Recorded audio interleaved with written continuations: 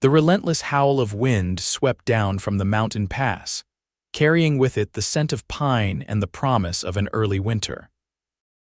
Willow Newson shivered as she stared out the small window of her father's trading post, watching as the first snowflakes began to dance across the barren landscape of Colorado Territory, 1878. St. Elmo was a mining town clinging to the slopes of the Sawatch Range, and winter here meant isolation for months on end. "Pa, the last of the supplies are packed," Willow called, turning from the window to the cramped interior of the store.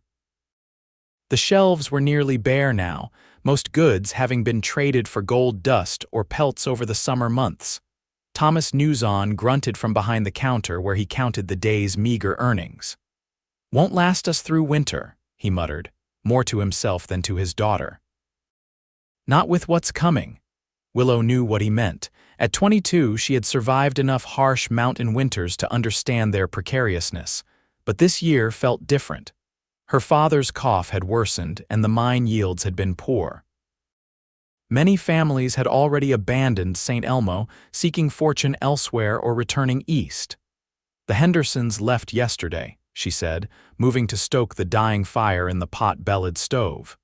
"Said they couldn't face another winter here." "Smart folks," Thomas replied, tucking the money into a leather pouch. "Maybe we should've." His words dissolved into a violent fit of coughing that left him gripping the counter for support.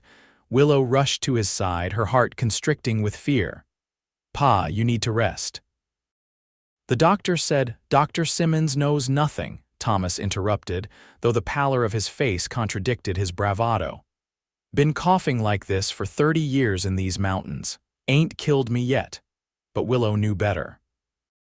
She had seen the blood on his handkerchief, noticed how his once sturdy frame had withered over the summer months. She helped him to the chair by the stove and wrapped a blanket around his shoulders.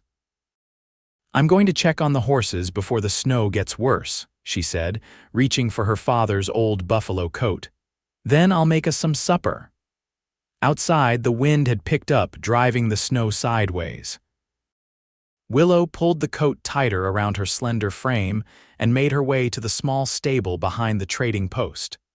Their 2 horses nickered softly as she entered, and she took comfort in their warm presence, running her hand along the neck of the older mare, Penny. "At least you're both settled for the night," she murmured, checking their feed and water. The stable was solid, one of the few buildings in St. Elmo built to truly withstand the mountain winters. Her father had constructed it himself when they first arrived 7 years ago, after her mother's death had driven them west from Pennsylvania. As she turned to leave, a sound caught her attention: hoofbeats, approaching fast through the gathering storm. Visitors were rare this time of year, especially with snow beginning to block the mountain passes. Cautiously, she moved to the stable door and peered out. A lone rider appeared through the curtain of white, his form hunched against the biting wind. The horse beneath him was a magnificent black stallion, steam rising from its heaving flanks. The man guided the animal straight toward the trading post, apparently unaware of Willow watching from the shadows of the stable. Curiosity overcame caution, and she stepped out into the snow, raising a hand to shield her eyes from the driving flakes. "Hello there," she called. "You're a long way from anywhere in this weather." The rider reined in sharply, his hand instinctively moving to his hip where a revolver was holstered. When he saw it was only a young woman, his posture relaxed slightly, though his face remained wary beneath the brim of his snow-dusted hat. "Madam," he acknowledged with a curt nod.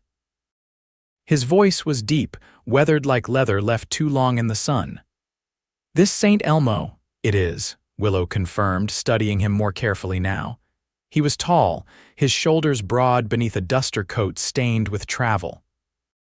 His face was partially obscured by several days' worth of dark beard, but she could make out sharp cheekbones and eyes that seemed to reflect the gray of the storm. "Trading posts closed for the day, but if you're needing shelter from the storm, we might be able to accommodate you." The stranger's gaze swept over the trading post, the stable, and finally back to Willow. Something in his expression shifted, perhaps recognition of the vulnerability of their situation.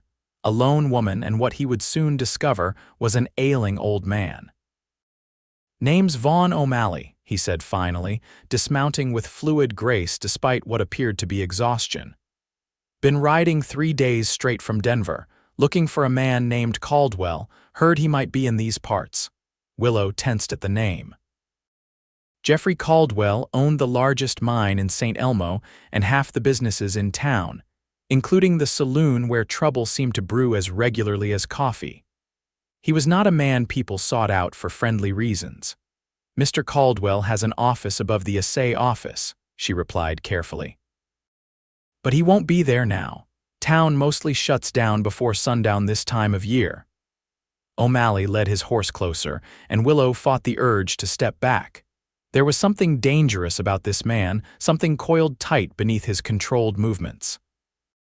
"You got somewhere I can stable my horse for the night?" he asked, changing the subject. "Happy to pay." Willow hesitated only a moment before nodding toward the stable. "You can put him in there, we have room. $2 for the night, including feed." A ghost of a smile touched his lips. "Steep price for these parts." "Winter rates," she replied evenly. "Everything costs more when the passes start to close."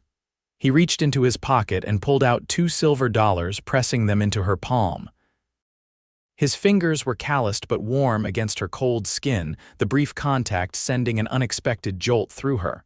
"Much obliged, miss." "News on, Willow, news on." She pocketed the money quickly. "My father and I run the trading post. You can come in when you're done with your horse. We don't have proper rooms to let, but there's floor space by the stove if you're wanting to get out of the cold." "Floor sounds like luxury after 3 nights in the saddle, Miss News on," O'Malley said, leading his horse into the stable. Willow hurried back to the trading post, her mind racing. Strangers were always cause for concern in a small mining town, especially one as isolated as St. Elmo. But a stranger asking after Caldwell, that could mean trouble. Her father was dozing in his chair when she returned, his breathing labored but steady. She moved quietly, adding wood to the stove and setting a pot of beans to warm. From a shelf, she took down her father's old shotgun and checked that it was loaded before propping it against the wall behind the counter, within easy reach. The door opened a few minutes later, bringing with it a swirl of snow and the imposing figure of Vaughn O'Malley. In the lamplight of the trading post, she could see him more clearly. He was younger than she'd first thought, perhaps 30, with a scar that ran along his jawline and eyes that were indeed gray, like storm clouds gathering over the mountains. "Your hospitality is appreciated," he said, removing his hat and duster, revealing dark hair tied back at the nape of his neck. Beneath the duster, he wore simple clothes, a worn shirt, faded denims, and boots that had seen many miles. The revolver at his hip was a Colt, well maintained despite the rigors of the trail. Thomas stirred at the sound of the unfamiliar voice, blinking awake and immediately tensing at the sight of the stranger. "Who's this?" he demanded, his voice hoarse. "Vaughn O'Malley, sir," the cowboy said, stepping forward with his hat in his hands. "Just passing through. Your daughter kindly offered shelter from the storm." Thomas's eyes narrowed with suspicion, but a coughing fit prevented any further interrogation. Willow moved to her father's side, offering him water and shooting O'Malley an apologetic glance. "My father's been unwell," she explained. "The winter air doesn't help his condition." O'Malley nodded, his expression unreadable. "I've got some whiskey in my saddlebag. Might ease his cough if you've a mind." Thomas waved a hand dismissively. "Don't need no stranger's charity," he wheezed. "It's not charity if you trade for it," O'Malley countered smoothly. "I smell beans cooking and I haven't had a hot meal in days." This pragmatic approach seemed to appeal to Thomas, who gave a grudging nod. "Fetch your whiskey then, and you're welcome to share our supper." O'Malley disappeared back into the storm, returning moments later with a flask of amber liquid. He handed it to Thomas, who took a careful swig and then another, color returning to his cheeks as the whiskey worked its warming magic. Willow served the simple meal beans, corn bread, and the last of the summer's preserved peaches at the small table near the stove. The three ate in relative silence, the howl of the wind and the occasional crackle of the fire the only sounds. "What brings you to St. Elmo, Mr. O'Malley?" Thomas asked finally, his voice stronger after the whiskey and food. "Not many folks come up this way as winter sets in.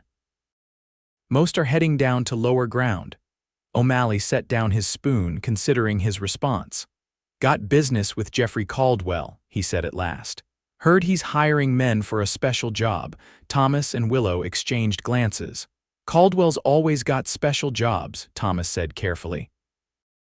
"None of them tend to be the kind of work an honest man seeks out." "Never claimed to be particularly honest," O'Malley replied with a shrug. "Just looking for work that pays." The candid response surprised Willow.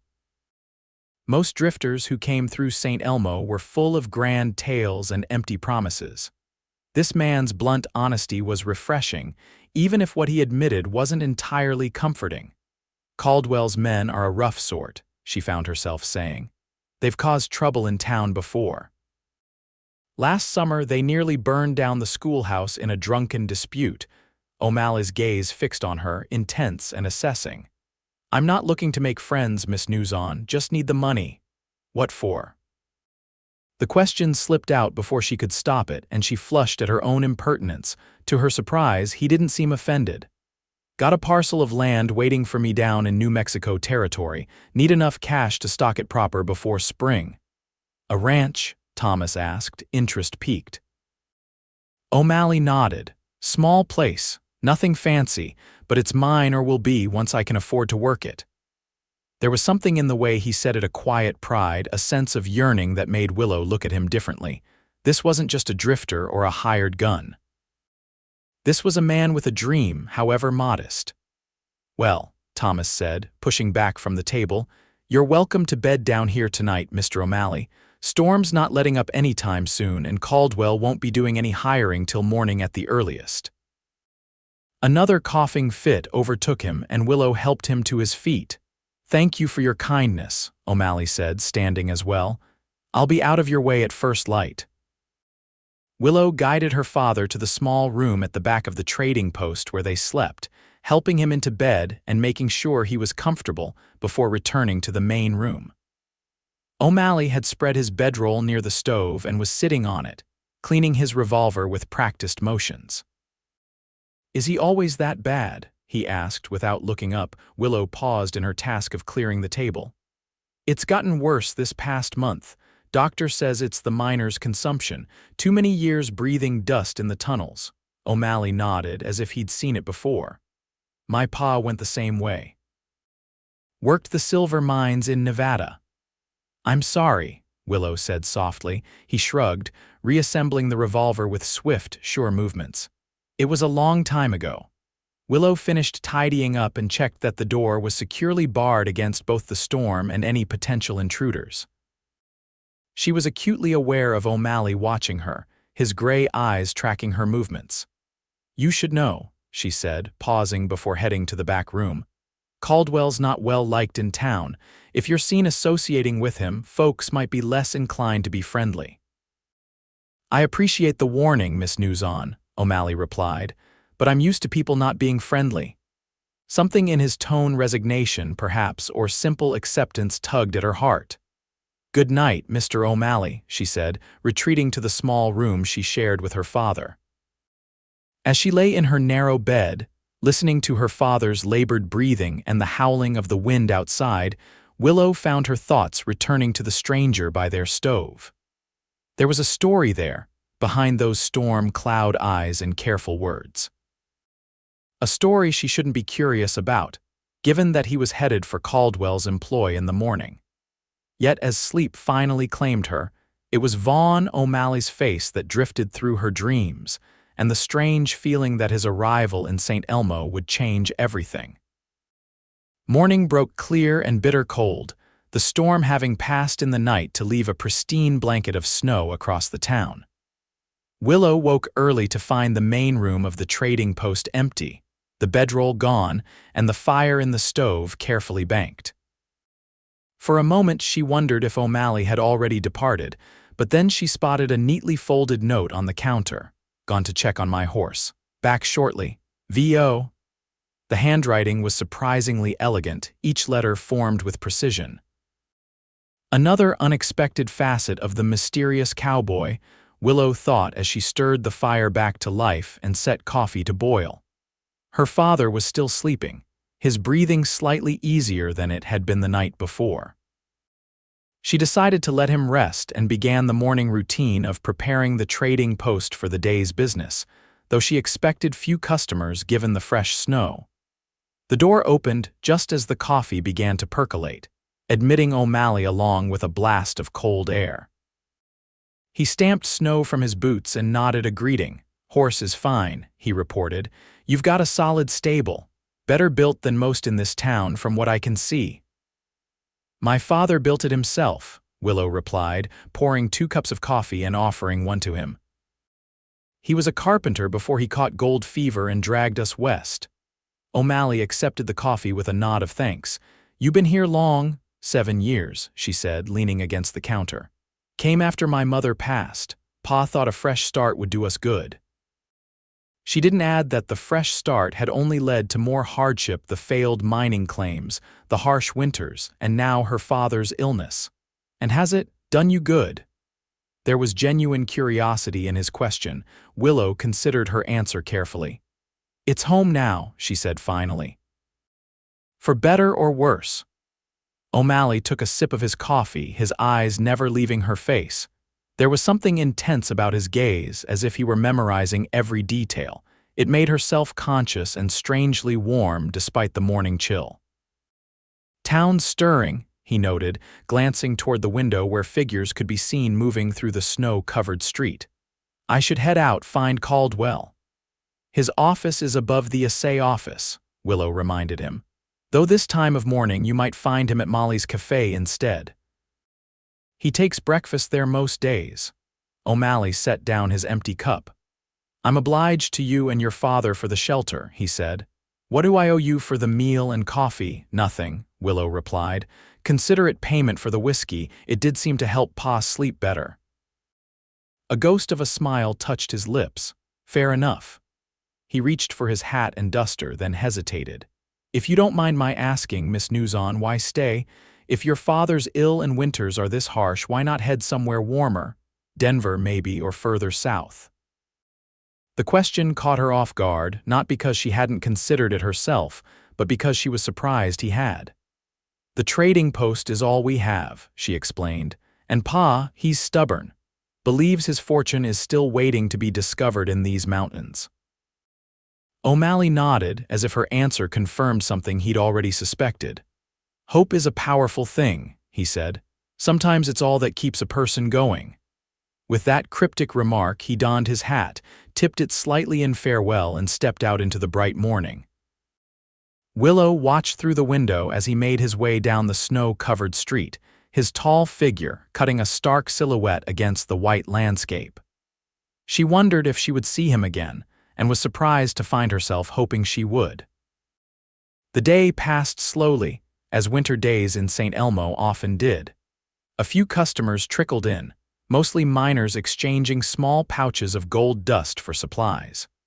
Willow tended to them while keeping an eye on her father, who had roused himself mid-morning but remained weak and listless. It was late afternoon when the door burst open, admitting Jeffrey Caldwell himself along with 2 of his men. Caldwell was a large man with a florid face and an expensive coat that strained across his substantial belly. His reputation for ruthlessness was belied by his jovial manner, which only made him more dangerous in Willow's estimation. "Miss Newson," he boomed, stamping snow from his boots.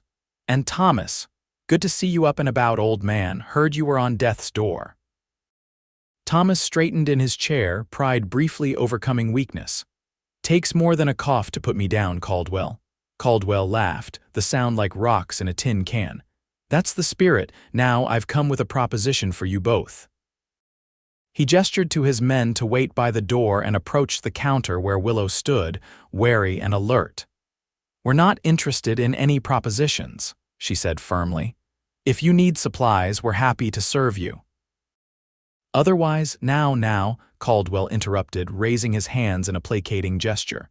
Hear me out before you refuse. It's a fair offer I'm making. He glanced around the sparsely stocked trading post. Word is you're struggling. Winter's barely started and your shelves are half empty. How will you make it through to spring? Willow's jaw tightened, but she remained silent, unwilling to admit the truth of his observation. I'm prepared to buy this place, Caldwell continued. Trading post stable the lot. $500 a generous sum considering the condition. You could go somewhere warm, get proper medical care for your father. He directed this last comment at Thomas, who had begun to cough again. This trading post isn't for sale, Thomas declared between coughs. Never has been, never will be. Caldwell's jovial expression hardened slightly. Don't be foolish, Thomas. You're dying. Everyone in town knows it. What will happen to your daughter when you're gone, a young woman alone in a place like this? His gaze swept over Willow in a way that made her skin crawl. It's not safe. I can take care of myself, Willow said coldly. And my father isn't going anywhere. 600 then, Caldwell countered, turning back to Thomas. My final offer. Think about your daughter's future, man. Be sensible. For a terrible moment, Willow saw her father waver. The prospect of money, of escape from the relentless cold and his worsening condition, was tempting. But then his eyes met hers and resolve hardened his features. The answer's no, Caldwell. Now, unless you're buying supplies, I'll thank you to leave. Caldwell's face flushed with anger, his affable mask slipping. You'll regret this stubbornness, Thomas. When the snow gets deep and your supplies run out, don't come crawling to me. He turned to go, then paused, adding with forced lightness, Oh, and I met your guest from last night, O'Malley. Interesting fellow. Told him all about how this trading post sits on a promising vein of gold that's never been properly explored. Willow's heart sank. So O'Malley had indeed sought out Caldwell, and was now privy to the lie that Caldwell had been spreading for years, that there was gold beneath the trading post. It was a falsehood he'd used to pressure them before, claiming that, as the owner of most mining claims in the area, he had the right to explore their land. There's no gold here, she said firmly, just as there wasn't the last 3 times you tried this tactic. Caldwell merely smiled, a cold, calculating expression. We'll see, won't we? O'Malley seems very interested in helping me find out. Man needs money desperately, from what I gather, willing to do just about anything to get it. With that parting shot, he gestured to his men and left, the door slamming behind them. Thomas slumped in his chair once they were gone, the confrontation having drained what little strength he had. Don't you worry, Willow, he wheezed. He's been trying to get his hands on this place for years. We've held him off before. Willow nodded, but her thoughts were on O'Malley. Had he been playing them from the start? Was his story about the ranch in New Mexico just a ruse to gain their trust? The possibility stung more than it should have, given that she barely knew the man. Night fell early, as it always did in winter, and with it came a renewed sense of isolation. Willow secured the trading post, checked on the horses, and prepared a simple supper for herself and her father. He ate little, his coughing worse again despite the dose of whiskey O'Malley had left behind. It was nearly 8 o'clock when a soft knock came at the door. Willow approached cautiously, shotgun in hand. "Who is it?" she called. "O'Malley," came the reply, the deep voice unmistakable even muffled by the thick door. Willow hesitated, Caldwell's words echoing in her mind. Finally, she unbarred the door but kept the shotgun ready. O'Malley stood in the doorway, snow dusting his shoulders and hat. His eyebrows rose slightly at the sight of the shotgun. "Expecting trouble, Miss Newson? Caldwell was here earlier," she said by way of explanation. "He mentioned he'd spoken with you, about gold supposedly beneath our trading post." Understanding dawned in O'Malley's gray eyes. He nodded slowly. "May I come in? It's a conversation better had out of the cold." Willow stepped back, allowing him entry but not lowering the shotgun. O'Malley moved to the stove, holding his hands out to the warmth, seemingly unconcerned by her wariness. Caldwell offered me a job, he said without preamble. Said he needed men to help him secure a promising mining claim. Didn't mention it was your property until later in the conversation. And, Willow prompted, still suspicious. O'Malley turned to face her, his expression serious. And I told him I wasn't interested in forcing people off their land, gold or no gold. Willow blinked in surprise. You refused him. I did. O'Malley removed his hat, running a hand through his dark hair. He wasn't pleased. Made some threats, suggested I'd regret crossing him. I've met his type before, men who think money gives them the right to take whatever they want. Thomas coughed from his chair near the stove, drawing O'Malley's attention. You turned down work? The old man asked incredulously. Thought you needed money for that ranch of yours. Not that badly, O'Malley replied simply.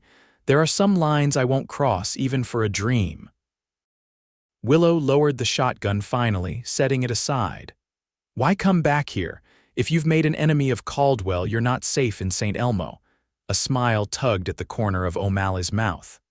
I came to warn you, Caldwell's not the type to take no for an answer from me or from you. He's planning something. He reached into his coat and withdrew a folded paper. Found this in his office when he stepped out to speak with one of his men. It's a claim filed with the territorial government, stating that your trading post is abandoned and therefore open for mining exploration.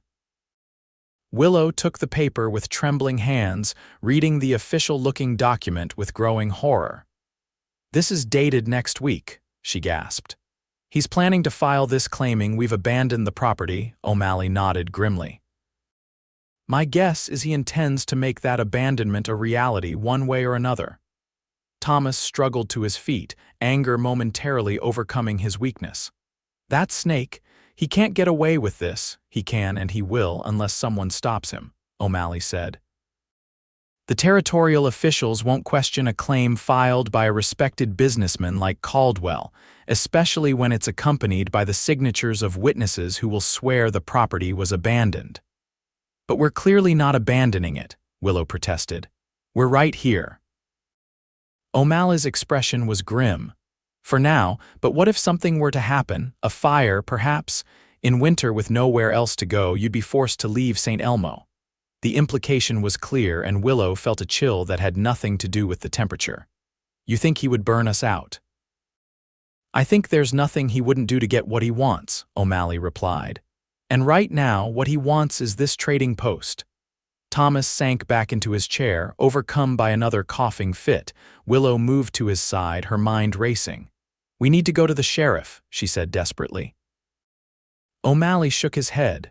Sheriff Donovan is in Caldwell's pocket, has been for years, according to the talk in town. He won't help you. Then what do we do? Willow asked, looking up at O'Malley with pleading eyes. We can't just wait for Caldwell to burn us out. O'Malley was quiet for a long moment, his gaze moving from Willow to her father and back again.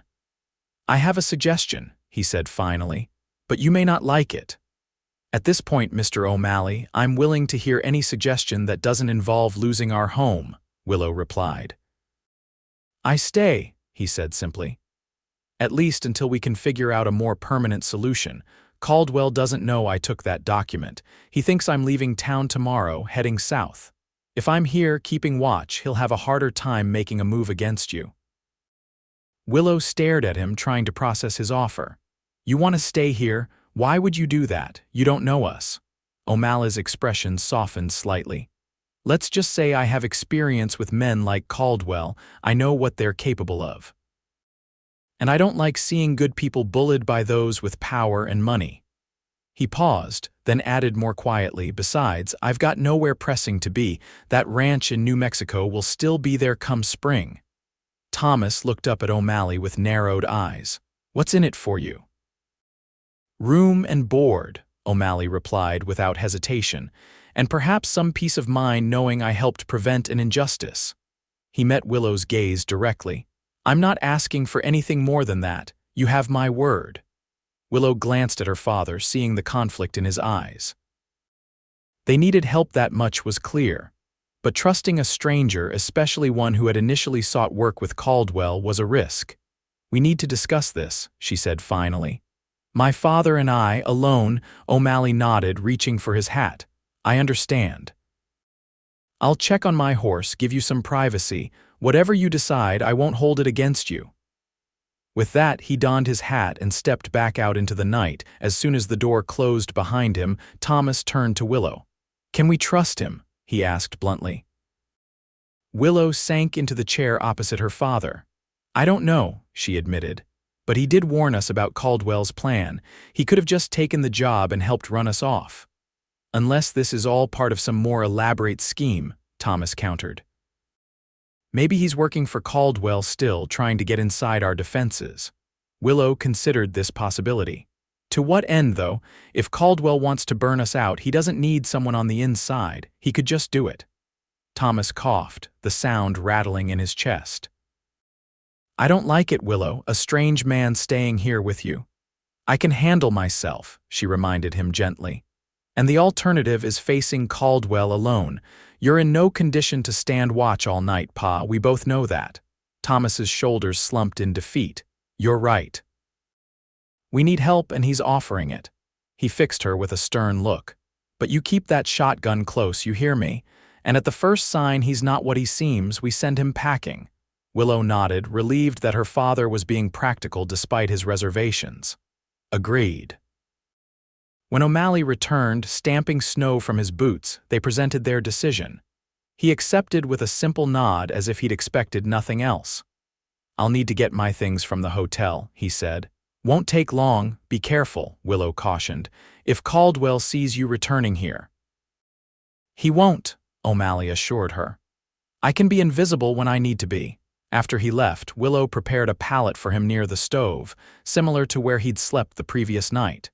She helped her father to bed, his breathing labored despite the whiskey she'd given him to ease his coughing.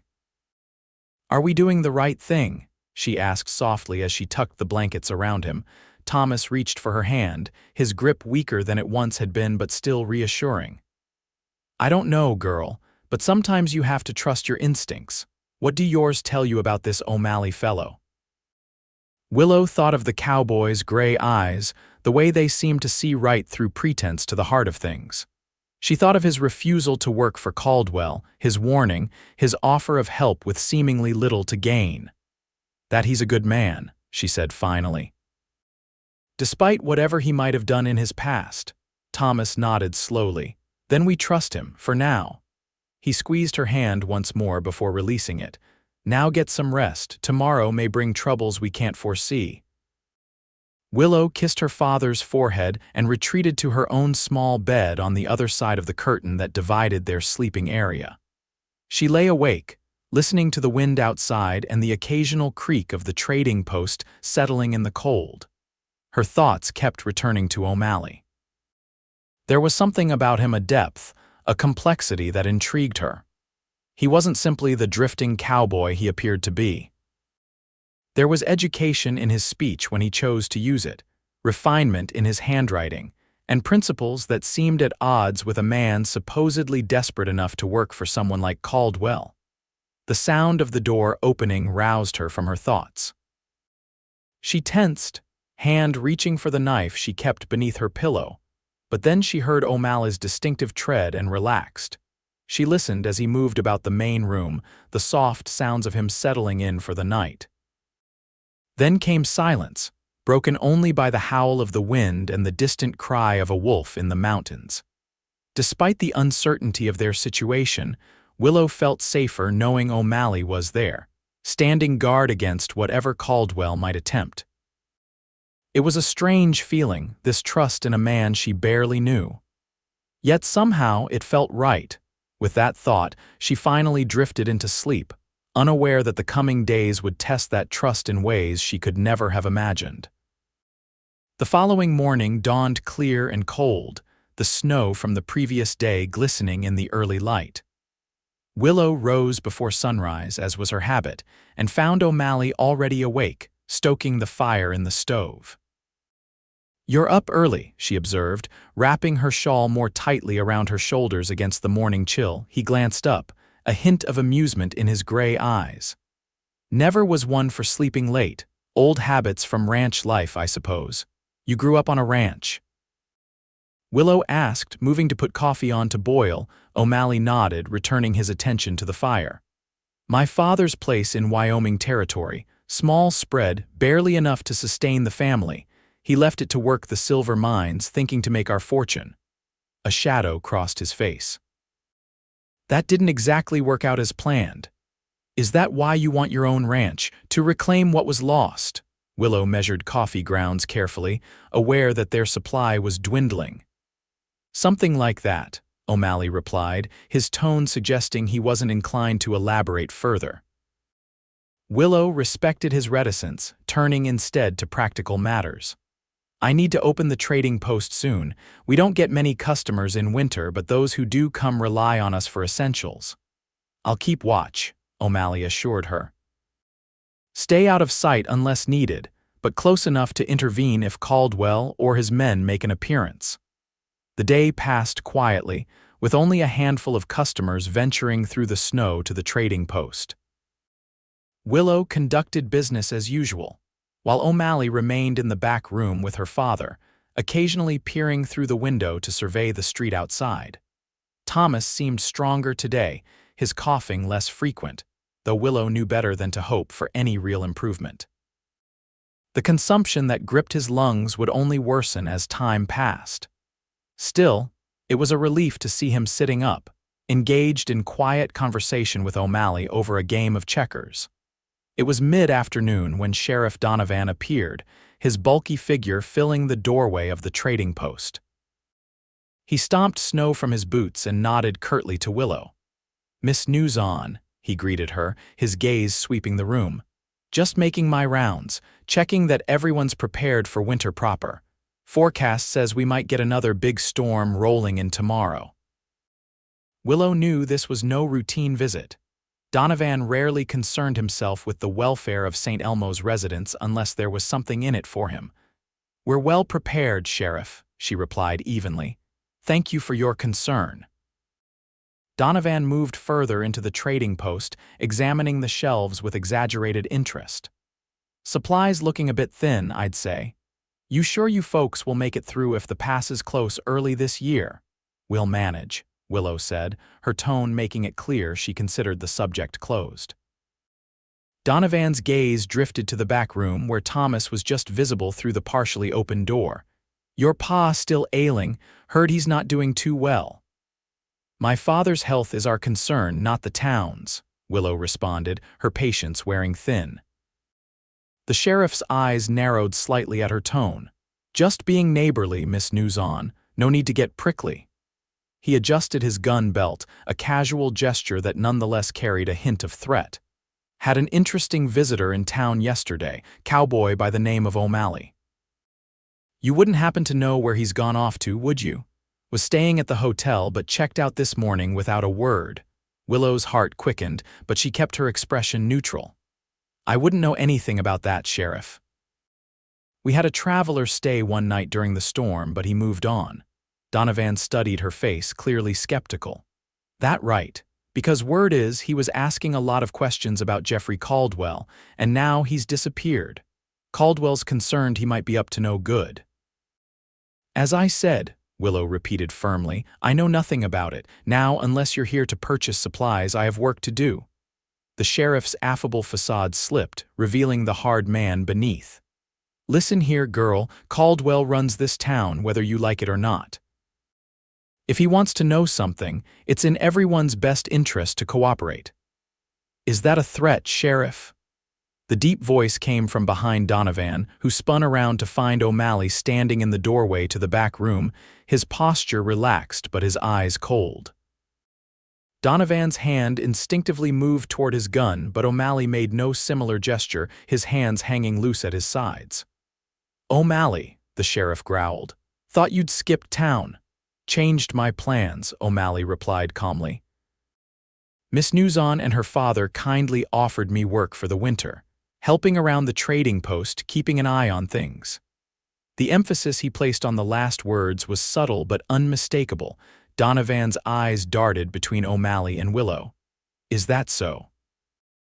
"Funny timing, considering Caldwell was just here yesterday offering to buy this place." "Coincidence," O'Malley said with a shrug. Though I understand Mr. Newson declined his generous offer, something about not wanting to sell his livelihood to a man with a reputation for duplicity. The sheriff's face flushed with anger. You're walking a dangerous line, O'Malley. Caldwell won't take kindly to you interfering in his business. I'm not interfering in anything, O'Malley replied, his voice still level. Just working for honest folks who pay a fair wage. Nothing wrong with that, is there, Sheriff? The tension in the room was palpable, like the air before a lightning strike. Willow held her breath, her hand surreptitiously moving toward the shotgun beneath the counter. Finally, Donovan broke the standoff with a forced laugh. No, nothing wrong with honest work. Just surprised a man like you would settle for such modest employment. He turned back to Willow. Well, Miss Newson, seems you've found yourself some help for the winter. Lucky timing indeed. With a final warning glance at O'Malley, he added, I'll be seeing you around, Cowboy. Count on it. With that, the sheriff departed, the door swinging shut behind him with enough force to rattle the glass panes. Willow released a shaky breath. He'll go straight to Caldwell, she said, moving to the window to watch the sheriff trudge through the snow toward the saloon where Caldwell often conducted his business. Of course he will, O'Malley agreed, joining her at the window. Which means Caldwell will know his plan has hit a snag. He'll either back off for now or escalate. You think he'll still try to burn us out? Willow asked, unable to keep the fear from her voice. O'Malley's expression was grim. He might, but he'll have to be more careful now. With me here and the sheriff aware of it, he can't make it look like an accident as easily. What should we do? O'Malley considered for a moment. We prepare, make sure we have water at hand, keep watch in shifts. He glanced at her with a hint of a smile, and we go about our business as usual. Let Caldwell see we're not intimidated. Willow nodded, drawing strength from his calm confidence. I'll check our water barrels, make sure they're full. I'll take a look at the building itself, O'Malley said. See where the vulnerabilities are, shore them up if possible. They worked through the afternoon, Willow attending to customers when they came and assisting O'Malley with preparations when they didn't. He moved with quiet efficiency, examining the trading post from foundation to roof, making small repairs and adjustments to reduce the risk of fire spreading quickly if one were set. Thomas watched from his chair, offering occasional advice but mostly conserving his strength. His pride was clearly wounded by his inability to help more directly, but he seemed to have accepted O'Malley's presence as necessary, if not entirely welcome. As dusk fell, bringing with it a renewed biting cold, Willow prepared a simple supper of salt pork, beans, and the last of the cornbread. The three ate in companionable silence, each lost in their own thoughts about what the coming days might bring. After the meal, as Willow was clearing the dishes, O'Malley broke the silence. I've been thinking, he said, addressing Thomas directly, about why Caldwell wants this place so badly. Thomas glanced up, a flicker of interest in his tired eyes. He claims there's gold under the trading post, been saying it for years. O'Malley shook his head. That's what he tells people, but I'm not convinced. A man like Caldwell doesn't fixate on a small trading post unless there's something more valuable at stake than a potential gold claim.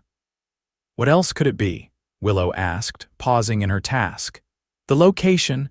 It's at the edge of town, not particularly strategic. The railroad, O'Malley said simply. I heard talk in town yesterday. The Denver and Rio Grande is considering extending a spur line to St. Elmo to service the mines more efficiently. If that happens, property values will soar. Thomas sat up straighter, understanding dawning in his eyes. And the logical place for a depot would be? Right here, O'Malley confirmed. This flat stretch at the edge of town, close to the main road. Caldwell's not after gold, he's speculating on the railroad. Willow felt a surge of anger. So he's been lying all this time, trying to force us out for a railroad that might not even come. It's a gamble, O'Malley acknowledged. But if he's right, the payoff would be enormous. He could buy this place from you for a few $100s and sell it to the railroad for thousands. Thomas slammed his fist on the arm of his chair, the gesture triggering a coughing fit. When he recovered enough to speak, his voice was hoarse with emotion. That explains his sudden urgency. The railroad must be close to making a decision. Which means, Willow concluded, he's more desperate than ever to get us out before they do. O'Malley nodded grimly. And desperate men are dangerous. We'll need to be especially vigilant tonight.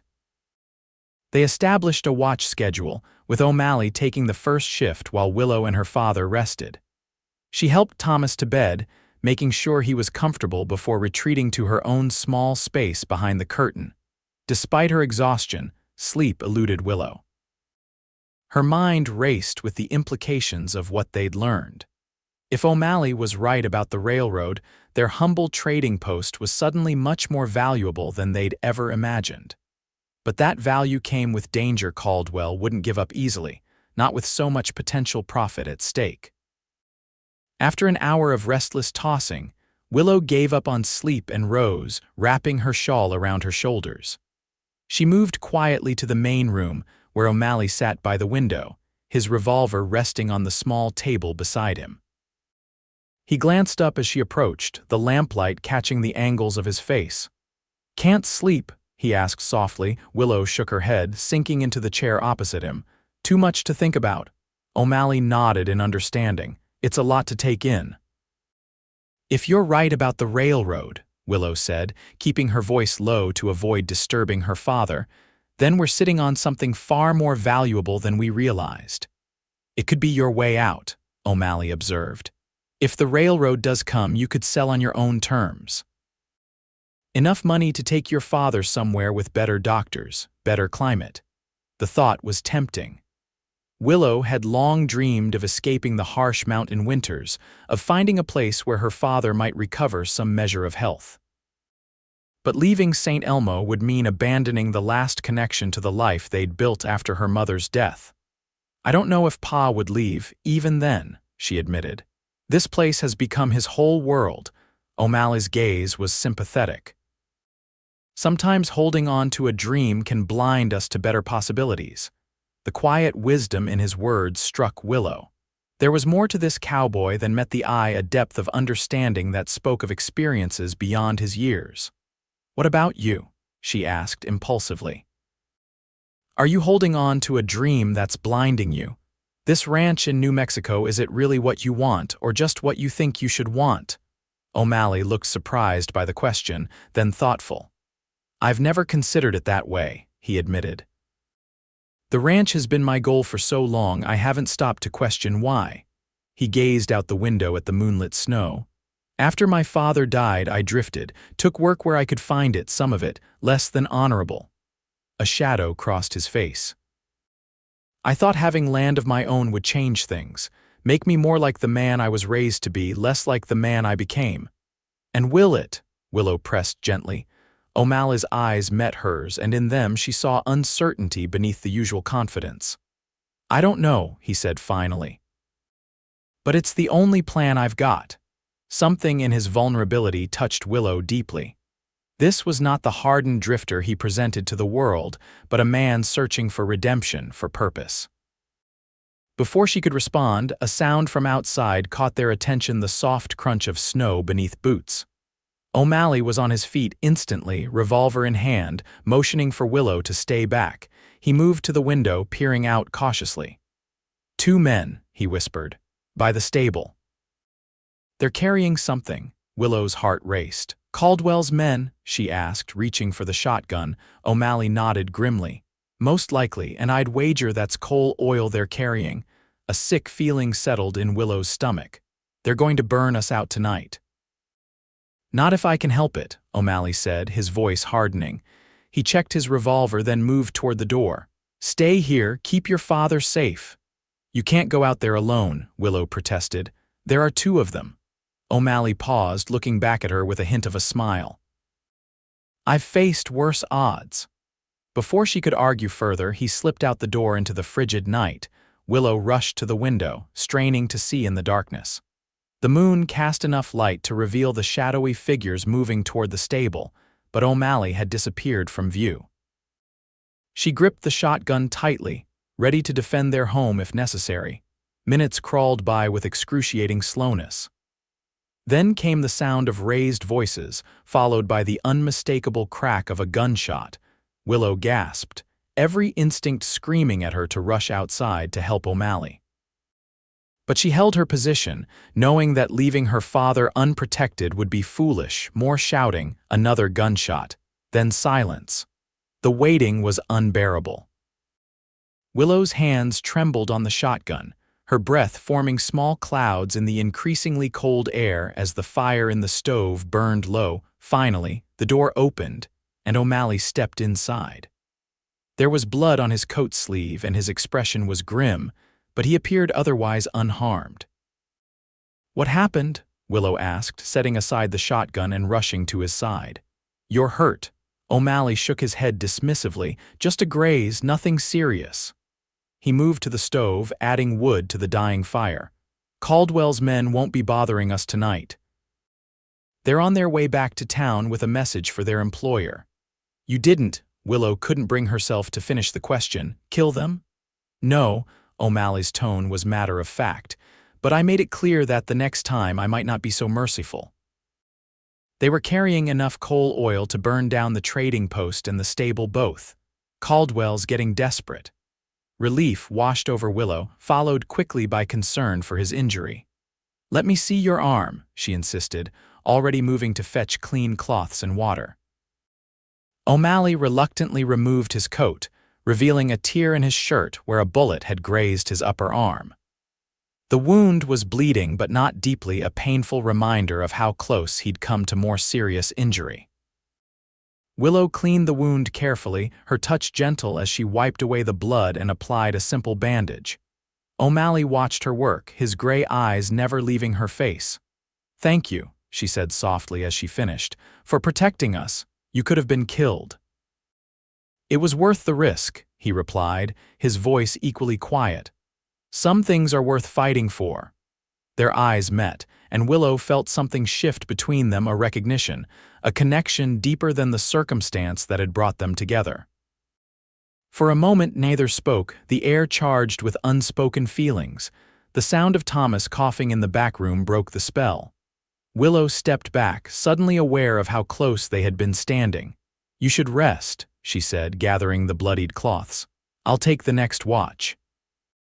O'Malley nodded, though he seemed reluctant to end their moment of connection. "Wake me in a few hours. Caldwell might send more men before dawn." Willow promised she would, though she had no intention of disturbing his rest if she could avoid it. He had already done more than enough.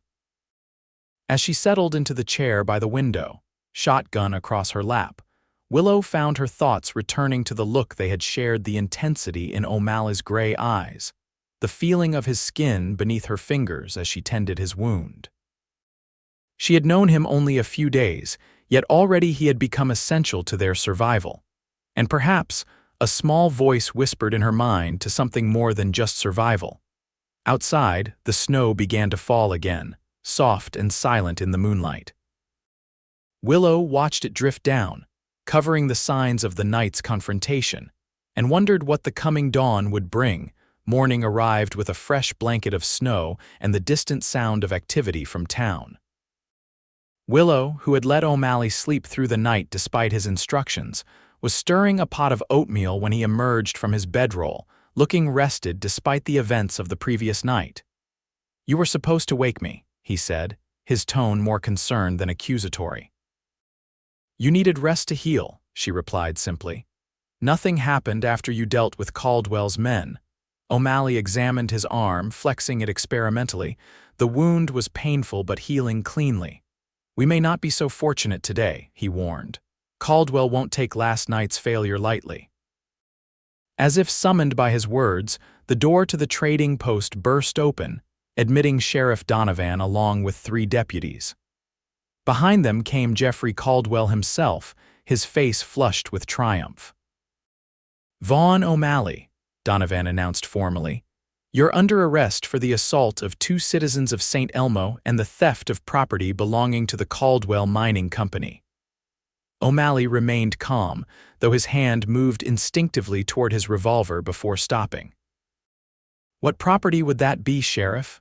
The coal oil they were planning to use to burn down this trading post? Don't play innocent, Caldwell snapped. You stole documents from my office private business papers, and then you attacked my men when they came to retrieve them. Your men were trespassing on Newson property with clear intent to commit arson, O'Malley countered. Any actions I took were in defense of this establishment and its inhabitants. Donovan stepped forward, hand on his gun. Save it for the judge, O'Malley. You're coming with us now. And you'd best come peaceful-like, or things could get messy for everyone involved. His gaze shifted meaningfully to Willow and the doorway to the back room where Thomas could be heard stirring. Willow felt cold dread seeping through her.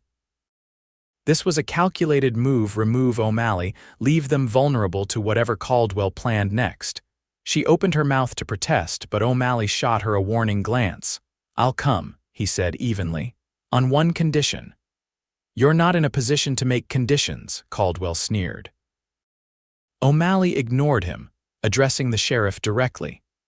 I'll surrender peacefully if you give me your word that no harm will come to Miss Newson or her father while I'm gone. That includes any accidents that might befall their property. Donovan hesitated, glancing at Caldwell, who gave an almost imperceptible nod. Fine, the sheriff agreed. No harm will come to the Newsons or their property while you're in custody. You have my word as an officer of the law. It was a hollow promise, Willow knew, worth only as much as Donovan's integrity, which, given his obvious allegiance to Caldwell, wasn't much. But it might buy them some time. Vaughn, she said, using his first name without thinking, don't do this. O'Malley turned to her, his expression softening slightly. It'll be all right, Willow. Trust me. With that, he held out his wrists for the sheriff to bind, his revolver already placed carefully on the table as a show of cooperation. Donovan cuffed him roughly, then pushed him toward the door. We'll be back to discuss the trading post later, Miss Newson, Caldwell called over his shoulder as they departed. I suggest you reconsider my offer in the meantime. $600 is still on the table for now. The door closed behind them, leaving Willow alone in the sudden silence, the pot of oatmeal still steaming on the stove, forgotten in the chaos. Thomas appeared in the doorway, leaning heavily on the frame. What's happened? He demanded, taking in Willow's distressed expression. They've arrested O'Malley, she explained, moving to help her father to his chair. Caldwell claims he stole documents and attacked his men. Thomas sank into the chair, his breathing labored. This is my fault, he wheezed. I should never have let him stay, never put him in this position. It's Caldwell's fault, not yours, Willow insisted, serving her father a bowl of oatmeal he was unlikely to eat. And we need to find a way to help O'Malley. He put himself at risk to protect us. Her father studied her face with knowing eyes. You've grown fond of him. Willow couldn't deny it. In just a few days, Vaughn O'Malley had become more than just their protector. He had become someone she admired, someone whose presence made the cold trading post feel warmer somehow. That's not important now, she said, avoiding a direct answer. What matters is getting him released and stopping Caldwell before he tries again to force us out. Thomas nodded slowly. You're right, and I think I know how we might do both. For the first time in weeks, Willow saw a spark of the old determination in her father's eyes. How? The railroad, he said, lowering his voice despite the fact that they were alone. If O'Malley is right about Caldwell's motives, then the key to stopping him is to confirm the railroad's plans, and I happen to know someone who might have that information. Hope flickered within Willow. Who? Jacob Miller, the telegrapher at the Western Union office. He was a friend of your mother's family back east. He sees all the messages coming in and out of St. Elmo, including, I'd wager, any correspondence between Caldwell and the Denver and Rio Grande Railroad. Willow considered this possibility. But would he help us? Caldwell practically owns this town. Not everyone bows to Caldwell's money, Thomas said firmly. Jacob's a good man, honest to his core. If we explain the situation, he might be willing to tell us what he knows. It was a slim chance, but better than no chance at all. Willow nodded decisively. "I'll go to the telegraph office. You stay here, rest." Thomas began to protest but was overcome by coughing. When he recovered, he grudgingly agreed. "Be careful, Willow. Caldwell will be watching." Willow dressed warmly, tucking a small Derringer pistol into her pocket, a gift from her father years ago when they first moved to the wild territory. She hadn't had cause to use it before, but its weight was reassuring now. The telegraph office was located near the center of town, a small wooden building nestled between the general store and the barber shop. Willow approached cautiously, aware of curious glances from the few townsfolk braving the cold morning. News of O'Malley's arrest would have spread quickly. Jacob Miller was alone when she entered, his fingers tapping out a message on the telegraph key. He was an older man with spectacles perched on his nose and a neatly trimmed white beard. He looked up at the sound of the bell above the door, his expression brightening when he recognized her. "Willow Newson, I haven't seen you in months. How's your father?" he asked, completing the message before rising to greet her. "Not well, I'm afraid," Willow replied honestly, "and we've run into some trouble with Jeffrey Caldwell." Jacob's friendly expression sobered. "I heard about the cowboy they arrested this morning. Was working for you, they say?" Willow nodded, glancing around to ensure they were truly alone before lowering her voice. "Mr. Miller, I need your help. It's about the Denver and Rio Grande Railroad." Understanding dawned in the telegrapher's eyes. "You figured it out then? That Caldwell wants our trading post because of the railroad." "Yes, but we need to know if it's true. Is the railroad really planning to build a depot in St. Elmo?" Jacob hesitated, clearly conflicted about sharing information that had come to him through his official duties. "I shouldn't discuss the messages I transmit, Willow. It's against company policy." "I understand," Willow said earnestly, "but this isn't idle curiosity. Caldwell is trying to force us off our land that's been our home and livelihood for 7 years. He's already sent men to burn us out once, and with Mr. O'Malley in jail, he'll likely try again." The telegrapher's expression hardened at this. "Arson? That's a serious accusation."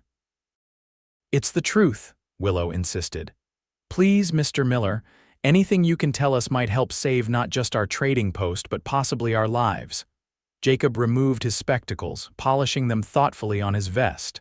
Finally, he sighed. "What I'm about to tell you doesn't leave this room, understand?" When Willow nodded, he continued, "The railroad has indeed been considering a spur line to St. Elmo. Caldwell's been in regular communication with their land acquisition office for months." Willow's heart sank. So he was right.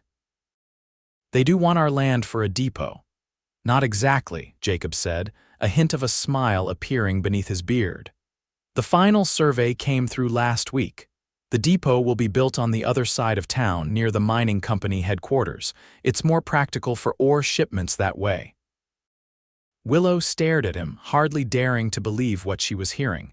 "You mean our trading post isn't involved in the railroad plans at all?" Jacob shook his head.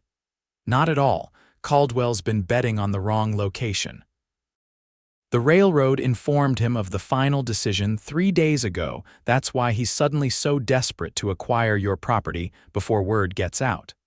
A laugh of pure relief escaped Willow. "So he's been trying to swindle us all this time, and now he's scrambling because his gamble failed." "Precisely," Jacob confirmed.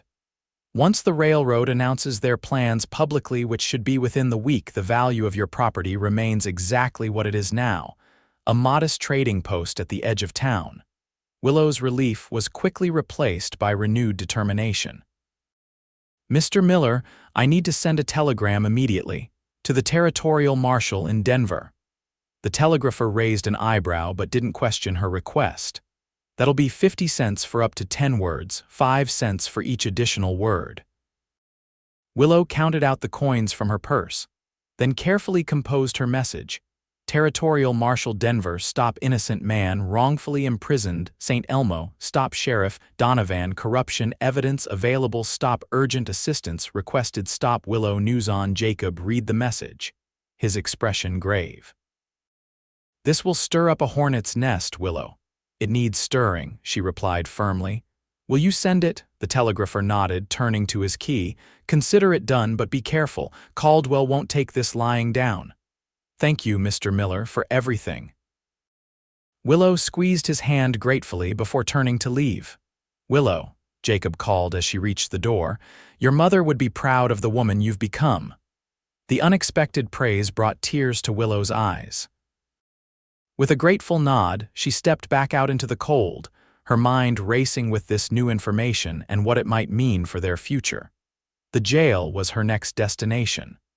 Located at the far end of the main street, it was a small, sturdy building constructed of rough-hewn logs. Willow approached cautiously, aware that Donovan might be inside. To her relief, only Deputy Mason was present, dozing in a chair behind the desk.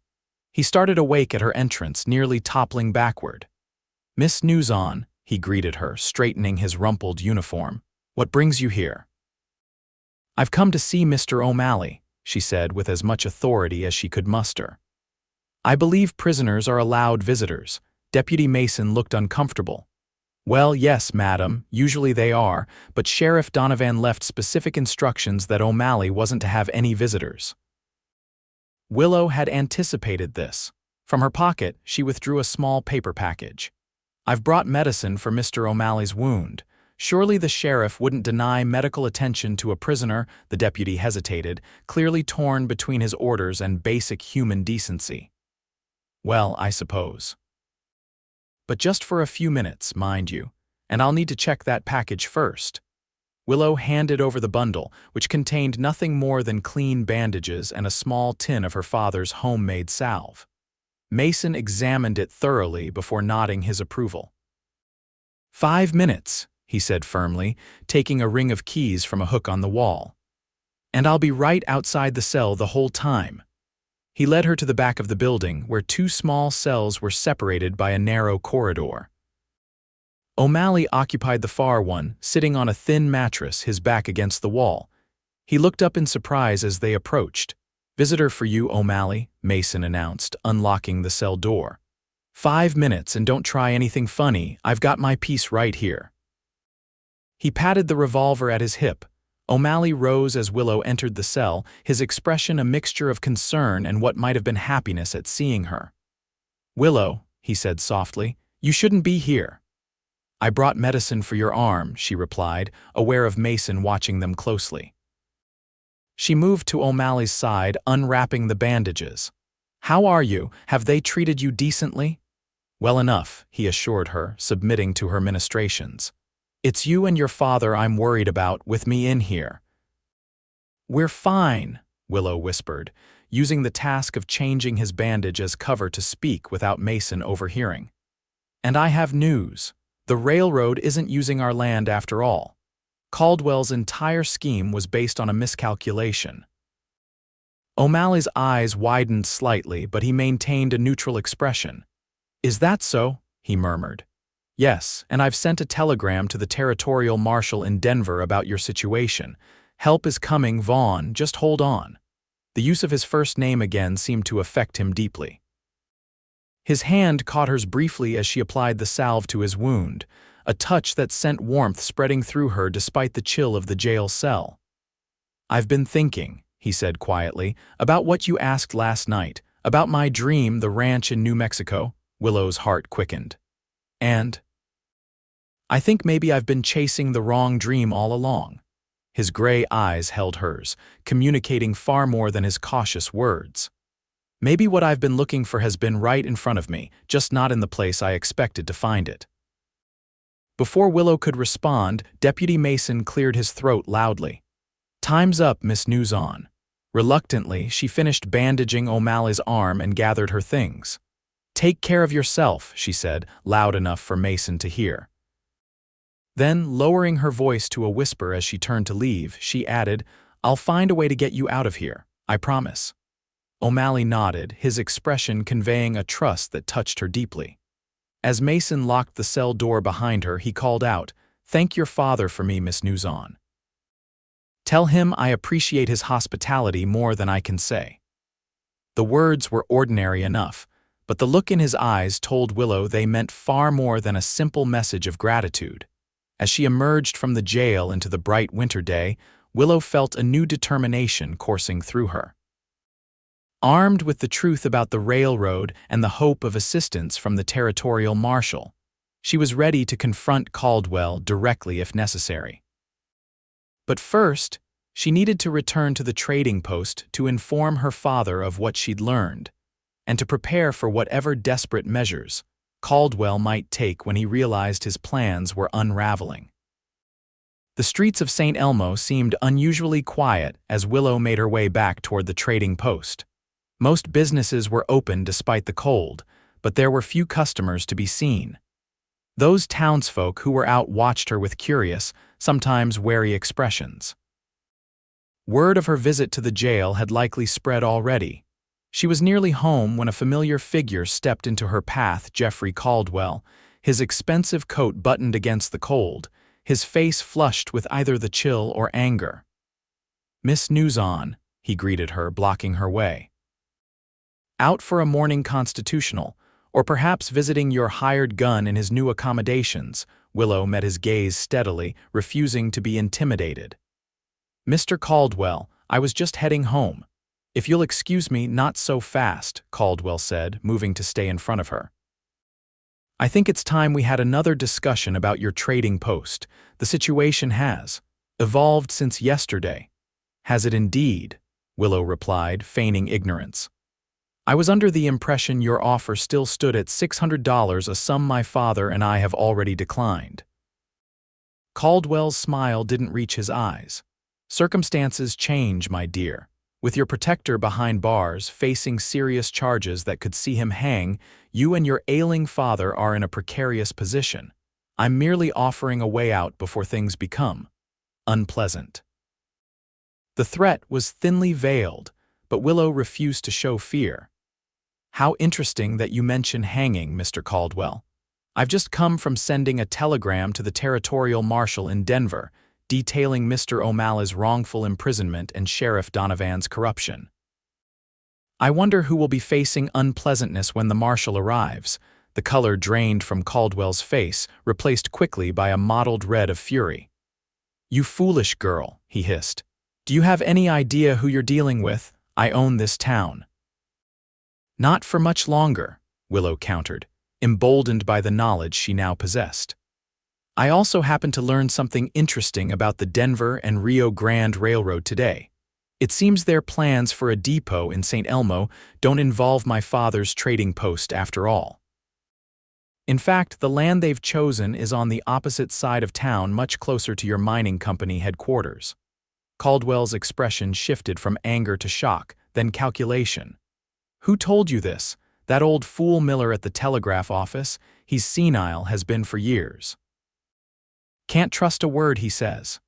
Strange, then, that the railroad seems to trust him to transmit their messages accurately," Willow observed, "including their final decision on the depot location, which they informed you of 3 days ago." For a moment, Caldwell seemed at a loss for words. Then his face hardened into a mask of determination. "It doesn't matter what you think you know. The fact remains that your precious Cowboy is in my jail, your father is dying, and you're a woman alone in a town where my word is law. The smart play is still to take my offer and leave St. Elmo while you can." Willow took a step closer, her voice low but firm. "Here's what's going to happen, Mr. Caldwell. You're going to order Sheriff Donovan to release Mr. O'Malley immediately. You're going to drop all charges against him, and you're going to leave my father and me in peace from this day forward." Caldwell laughed incredulously. "And why would I do any of that?" "Because if you don't," Willow said, "I'll make sure every investor in your mining company learns how you've been manipulating property values based on inside information about the railroad information you acquired through your relationship with Sheriff Donovan, who intercepts telegraph messages.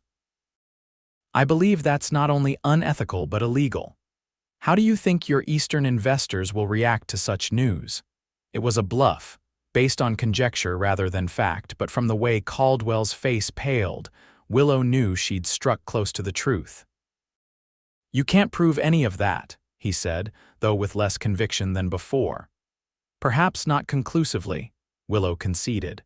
But the territorial marshal will certainly be interested in investigating once he arrives, and investigations have a way of uncovering all sorts of inconvenient truths.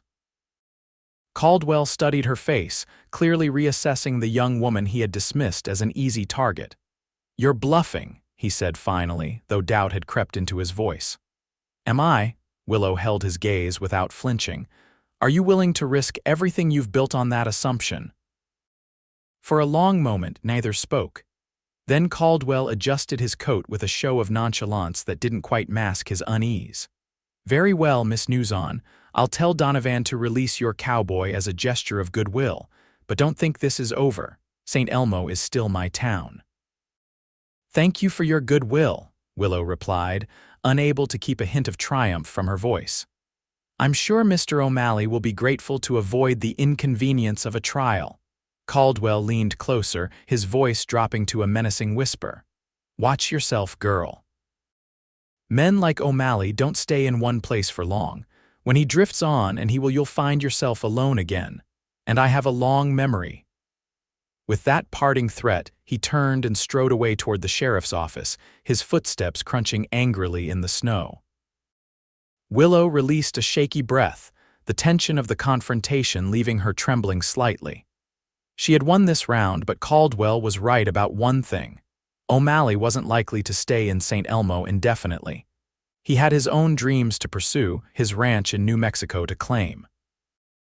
The thought brought an unexpected pain to her heart. In just a few days, Vaughn O'Malley had become more than a protector, he had become someone she cared for deeply. The possibility of his departure loomed like a shadow over her momentary victory. Pushing these thoughts aside, Willow hurried the rest of the way to the trading post. Her father needed to know what had transpired, and they needed to prepare for O'Malley's release and whatever might come after. Thomas was sitting by the stove when she arrived, looking better than he had in days. He listened with growing amazement as Willow recounted her discoveries at the telegraph office and her confrontation with Caldwell.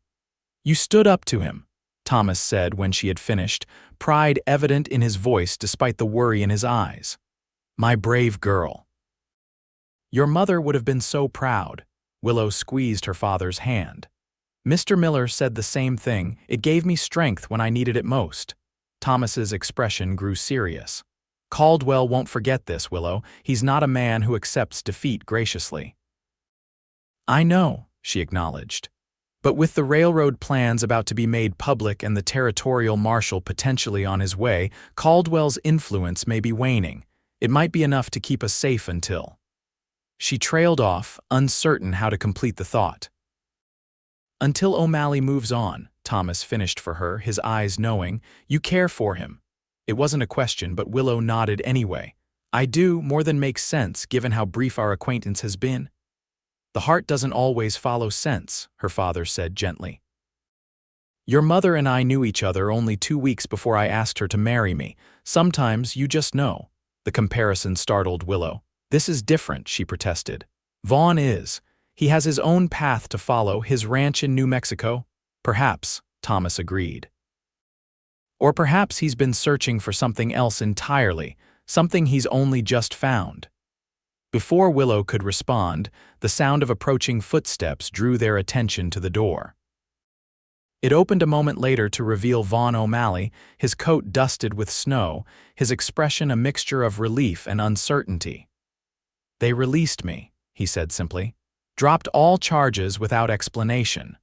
Willow moved toward him without thinking, stopping just short of embracing him.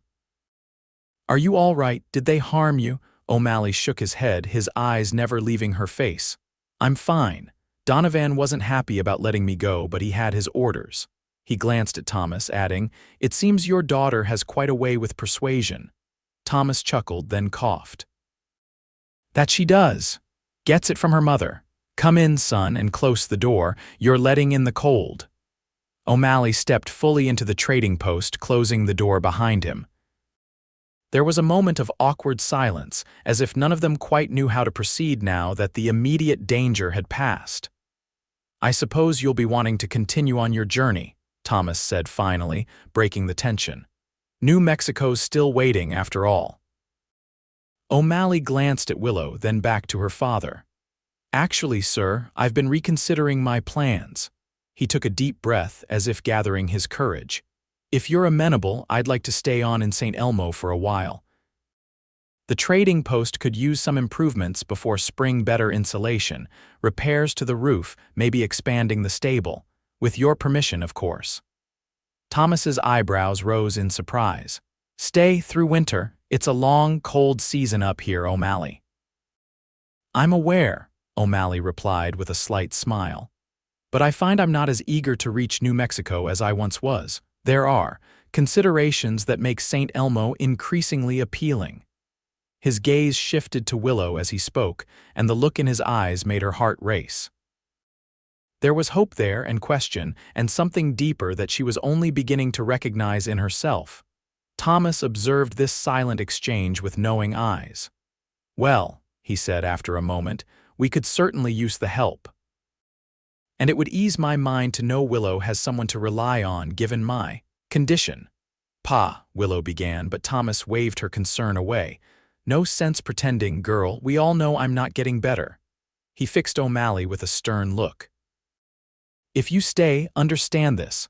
My daughter's welfare is my primary concern, her happiness, her future. I won't be around to ensure either for much longer. O'Malley met the older man's gaze directly. I understand, sir, and I share your concern for both. Thomas held his gaze for a long moment, then nodded, apparently satisfied with what he saw. Good, then it's settled. You'll stay through winter, help with the trading post. Come spring. Well, we'll see where things stand then. It was far from a blessing on any potential courtship, but it was acceptance of O'Malley's presence, of his role in their lives extending beyond the immediate crisis. For now, that was enough. Thank you, sir, O'Malley said sincerely. I won't disappoint your trust. Thomas nodded, then yawned, the excitement of the day clearly having taxed his limited strength. I think I'll rest a while, he said, rising slowly from his chair. Willow, help me to my bed, would you?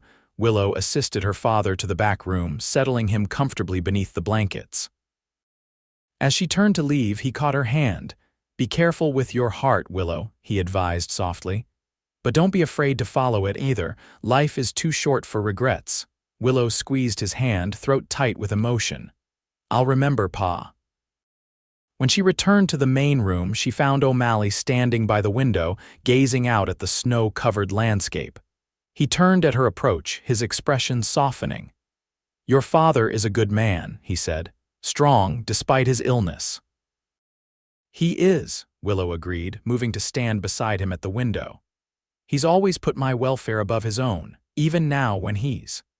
She couldn't finish the sentence, the reality of her father's declining health still too painful to voice aloud. O'Malley's hand found hers, warm and reassuring. He wants to know you'll be all right when he's gone, he said gently. It's what any father would want. Willow looked up at him, studying the face that had become so dear to her in such a short time. And will I be all right? There was more beneath the question than the simple words conveyed uncertainty about the future, about his intentions, about what might grow between them given time. O'Malley seemed to understand all that remained unspoken. His free hand rose to touch her cheek, the gesture gentle, almost reverent. If I have anything to say about it, he promised, you will never face the future alone, not unless that's what you choose. It wasn't quite a declaration of love, it was too soon for that, they both knew. But it was a promise, a beginning, a seed planted that might grow into something strong and enduring given time and care. I don't want to be alone, Willow admitted softly, and I don't want you to leave, not for New Mexico, not for anywhere. A smile, genuine and warm, spread across O'Malley's face. Then I'll stay, he said simply, for as long as you'll have me.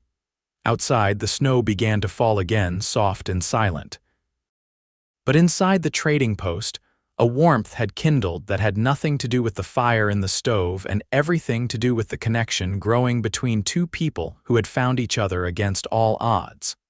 The weeks that followed brought significant changes to St. Elmo. The Denver and Rio Grande Railroad officially announced their plans for a spur line and depot, confirming what Jacob Miller had told Willow. Property values shifted accordingly, with land near the planned depot suddenly commanding premium prices, while more distant parcels like the Newson's trading post returned to their modest market values. Jeffrey Caldwell, his speculation scheme exposed, faced the wrath of his investors when it became clear he had misrepresented the trading post's potential value. The territorial marshal did indeed arrive, not in direct response to Willow's telegram, but as part of a broader investigation into corruption in mining towns throughout Colorado. Sheriff Donovan found himself under scrutiny, his cozy relationship with Caldwell and other wealthy interests in St. Elmo suddenly a liability rather than an asset. Through it all, Vaughn O'Malley remained at the trading post, working tirelessly to improve the building before the worst of winter set in. He repaired the roof, reinforced the walls with additional insulation, and expanded the stable to accommodate more horses, a forward-thinking improvement that would increase the trading post's value as a way station for travelers. Thomas Newson's health continued to decline, but more slowly than before.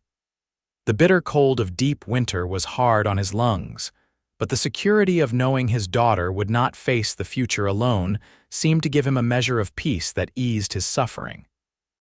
Willow divided her time between caring for her father, running the trading post, and getting to know the man who had so unexpectedly become central to their lives. O'Malley Vaughn, as she now called him without hesitation, proved to be far more than the drifting cowboy he had initially appeared. He was well-read, thoughtful, and possessed a dry wit that could coax laughter from Willow even on the darkest days. Their relationship developed slowly, built on mutual respect and shared experiences. There were quiet conversations by the stove after Thomas had retired for the night, careful touches that lingered a little longer each time, and gradually, a deepening bond that neither rushed nor questioned. It was a bitterly cold evening in early February when the turning point came. Thomas had been particularly weak that day, his coughing more severe, his breathing more labored. Willow had spent most of the day at his bedside, administering the medicines that offered little relief but some comfort. Vaughn had managed the trading post, dealing with the few customers brave enough to venture out in the frigid weather, and prepared a simple but hearty stew for their evening meal. After Thomas finally fell into an exhausted sleep, Willow joined Vaughn in the main room, accepting the bowl he offered with a grateful smile. "You should eat," he urged when she merely stared at the food. "You need your strength." Willow nodded, taking a small bite more to please him than from any real hunger. "The doctor says it won't be long now," she said quietly, the words she had been holding inside all day finally finding voice. "Days, perhaps a week." Vaughn set aside his own bowl and moved to sit beside her, his arm coming around her shoulders in a gesture that had become familiar and comforting. "I'm sorry, Willow." She leaned into his strength, allowing herself the vulnerability she couldn't show her father. "I've known it was coming." "We both have, but knowing doesn't make it easier." "No," Vaughn agreed softly. "It doesn't." They sat in silence for a time, the crackling of the fire and the distant howl of wind through the mountain passes the only sounds. Finally, Willow spoke again, her voice barely above a whisper. "I'm afraid, Vaughn, not just of losing him, but of what happens next." Vaughn's arm tightened around her shoulders. "Whatever happens next, you won't face it alone. I promised you that, and I meant it." Willow looked up at him, studying the face that had become so dear to her. "Why?" She asked simply. "Why did you stay? Why do you care what happens to us to me?" For a moment, Vaughn seemed to struggle for words, a rare occurrence for a man who usually chose his speech with careful precision. Then he took a deep breath, as if coming to a decision. "I've spent 10 years drifting," he began, his voice low and earnest. "Taking work where I could find it, moving on when things got complicated. Telling myself I was working towards something, that ranch in New Mexico, a place of my own. But the truth is, I was running. From my past, from connections, from anything that might hold me in one place long enough to feel pain when it was time to leave. He paused, his gray eyes holding hers with an intensity that made her heart race. Then I came to St. Elmo and I met you. And for the first time in years, I found someone I didn't want to leave behind. The confession hung in the air between them, simple yet profound. Willow felt tears welling in her eyes, not of sadness now, but of a different emotion entirely. I thought I was trapped here, she admitted, her voice catching. Bound by duty and circumstance to a life I hadn't chosen. But then you came and suddenly St. Elmo didn't feel like a prison anymore. It felt like it could be a beginning, not an end. Vaughn's hand rose to cup her cheek, his touch gentle as he brushed away a tear with his thumb. It can be, he murmured, a beginning for both of us. The distance between them seemed to disappear, and then his lips were on hers, tentative at first, then with growing certainty as she responded. It was a kiss that spoke of promises, of possibility, of a future neither had dared imagine until now. When they finally parted, Vaughn rested his forehead against hers, his breath warm on her skin. I love you, Willow Newson, he said softly. I think I have since the moment I saw you standing in the snow outside that stable, challenging a stranger who might have been dangerous. Willow laughed softly, joy bubbling up despite the sorrow that still lingered. I love you too, she replied, the words feeling right, natural, as if she'd been waiting her whole life to say them to this man. Though I didn't fully realize it until you were taken away in handcuffs. Vaughn smiled, the expression transforming his usually serious face. Not the most conventional courtship, I'll grant you. No, Willow agreed, returning his smile. But then, nothing about our meeting has been conventional. They stayed there, close in content in each other's presence, until the fire began to die down and the chill crept back into the room. Vaughn reluctantly released her to add more wood to the stove, but the connection between them remained, a tangible thing that warmed Willow from within. When your father. Vaughn began, then rephrased more gently. After, what would you like to do? Stay here.